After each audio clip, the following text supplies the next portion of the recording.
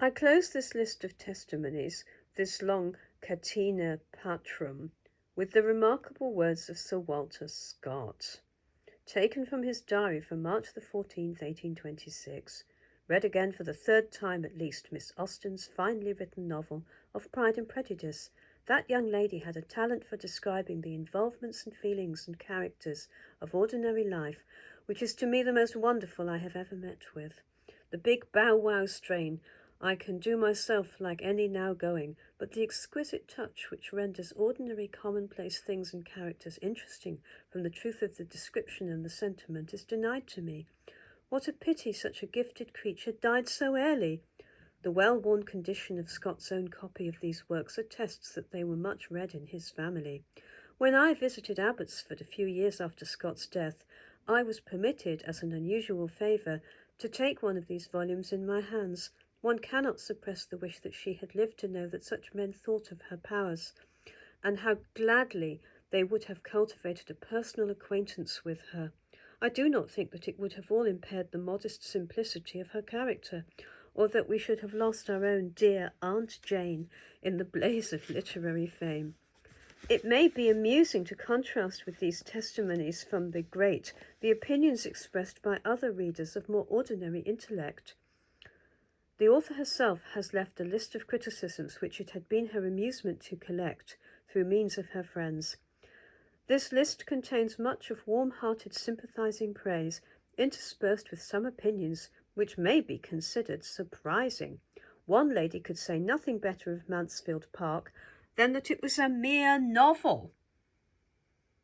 Another owned that she thought Sense and Sensibility and Pride and Prejudice downright nonsense, but expected to like Mansfield Park better, and having finished the first volume, hoped that she had got through the worst. Another did not like Mansfield Park. Nothing interesting in the characters, language poor. Our gentleman read the first and last of Emma, but did not look at the rest, because he had been told it was not interesting. The opinions of another gentleman about Emma were so bad that they could not be reported to the author. 35 years after her death, there came also a voice of praise from across the Atlantic. In 1852, the following letter was received by her brother Sir Francis Austen.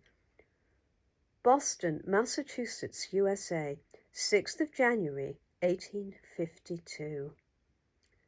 Since high critical authority has pronounced the delineations of character in the works of Jane Austen second only to those of Shakespeare, transatlantic admiration appears superfluous.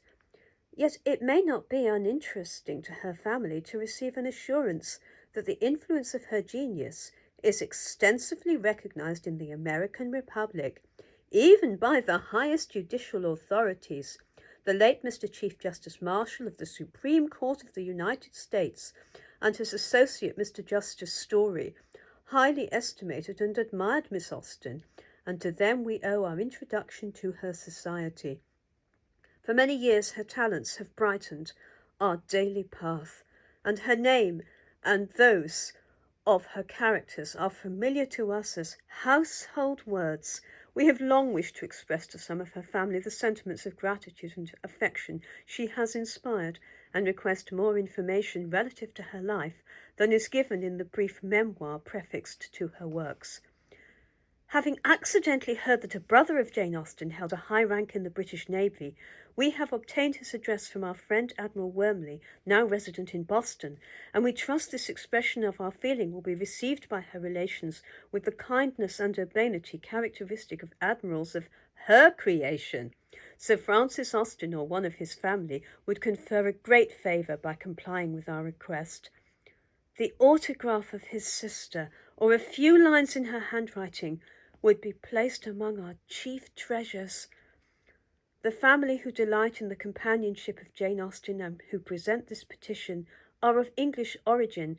Their ancestor held a high rank among the first emigrants to New England, and his name and character have been ably represented by his descendants in various public stations of trust and responsibility to the present time in the colony and state of Massachusetts.